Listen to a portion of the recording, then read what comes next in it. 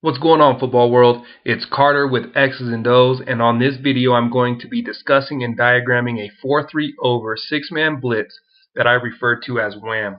When I am teaching this 6-man blitz to other coaches or players, I like to use a quick little reminder / equation to solidify in their minds who is responsible for blitzing alongside of the 4 defensive linemen. So the little equation is Wham equals Will plus Mike.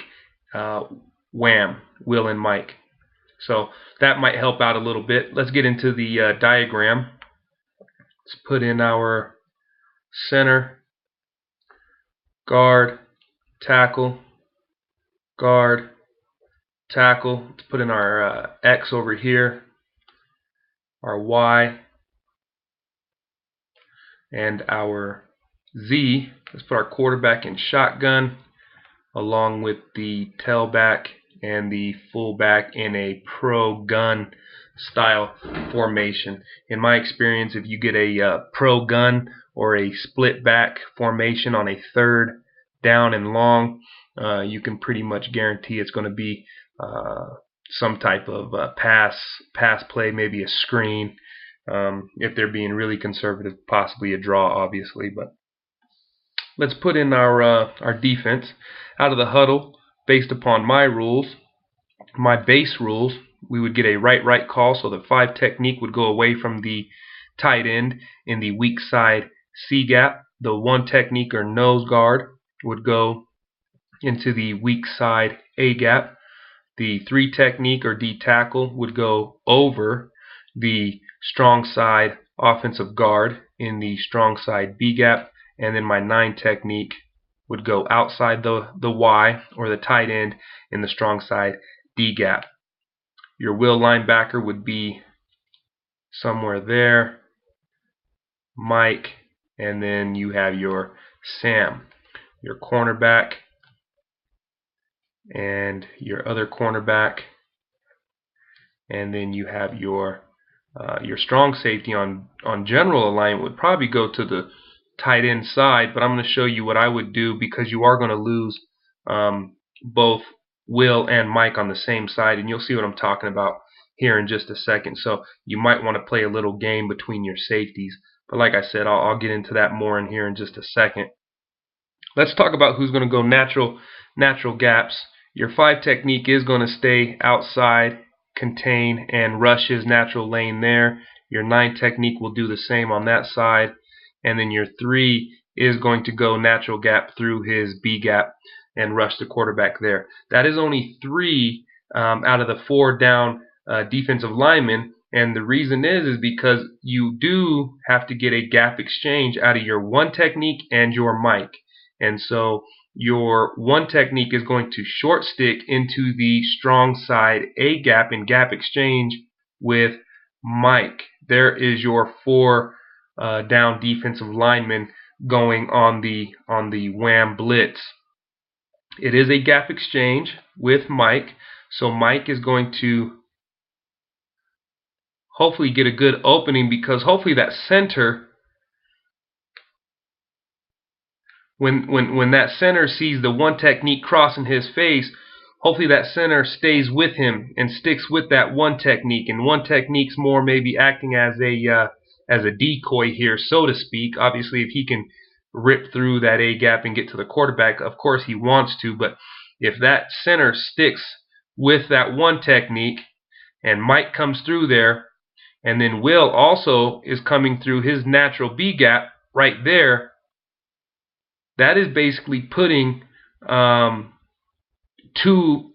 1, meaning that your Will and your Mike are against the 1 guard, if in fact the center stays with the 1 technique on the short stick. So this is a 2 on 1 type overload blitz and picking on that guard. So if you as a defensive coordinator sees that one of their guards, their weak side guard, is having problems on pass blocking, on pass pro, send a Wham at them, that's putting them 2-on-1. That guard is either going to pick up the mic, which is going to allow the will to run through free, or that guard is going to pick up the will and allow Mike to run through free. Another possibility, again, this all is determining or dependent upon the fact that the center stays with the one technique on the short stick.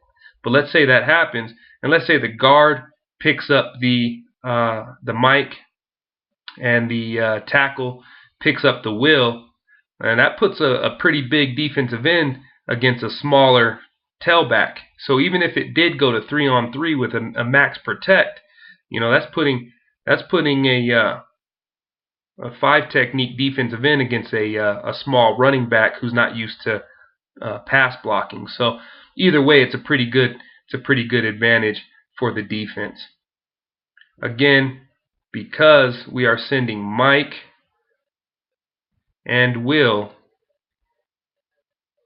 that is where you get your Wham call. Will and Mike, Mike and Will, Wham.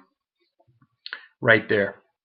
Behind this, as I mentioned before, you may want to run a cover 0 where the cornerback would match up there and the cornerback would match up there.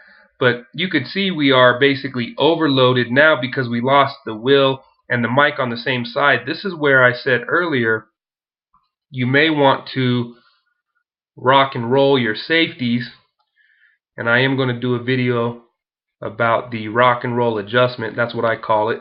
Others probably call it something else. I call it a rock and roll, and basically that would put your free safety outside of the will and put your strong safety in the middle of the field, because now when we're running our cover 0, we're balanced up a little bit better, and your free safety is closer to that tailback if he releases. Your Sam is still balanced up with the fullback, and your safety can still stay on the top of that Y. If you run a cover, that would be a cover 0 because there is 0 safety support left over. Or you may want to run some kind of soft, and I would still do a rock and roll, but you may want to do some kind of soft cover 3, as always with a 6-man blitz. There's a third, there's a third, there's a third. So they would cover all deep thirds. Make sure that we're not getting hit for the big play. And hook to curl, run up on any flat route. Hook to curl, and then run up on any flat route. And that would be a soft cover 3. So you could do that. So if you want to send some heat to the quarterback with a 6-man blitz, the Wham is a great blitz.